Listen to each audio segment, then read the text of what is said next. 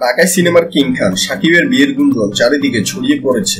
বুবলি আর অপু বিশ্বাসকে নিয়ে বিরক্ত শাকিব খানের পরিবার। শাকিবকে নিয়ে দুই নায়িকার বিভিন্ন অনুষ্ঠানে হাজির হয়ে কথাবার্তা, গল্পগুজব আর নিতে পারছেন না অভিনেতা এবং তার পরিবার।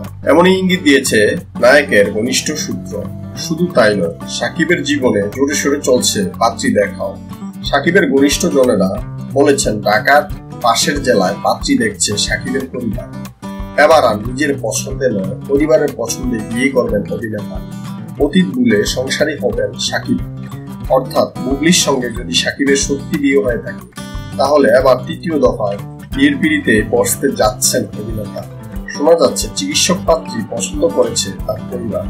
ঢাকার পার্শ্ববর্তী জেলার একটি মেয়েকে শাকিবের বউ হিসেবে প্রাথমিকভাবে চূড়ান্ত করেছে তার পরিবার। মেয়ে যুক্তরাজ্য থেকে চিকিৎসা বিষয়ে লেখাপড়া করে দেশে ফিরেছেন। শাকিবেরও ডাক্তার মেয়ের পছন্দ। এবার জানা গেছে পাশের জেলা হলো মুন্সিগঞ্জ। একাধিক সূত্রে জানা গেছে এ পর্যন্ত 2 থেকে 3 জন পাত্রীকে দেখেছে শাকিবের পরিবার।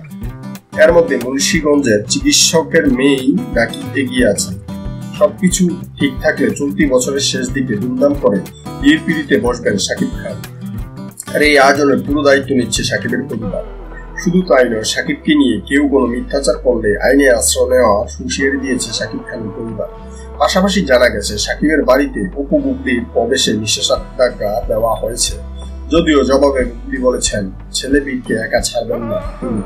এই কথা প্রসঙ্গে অপু বলেছেন তিনি গেলে আমিও যাব।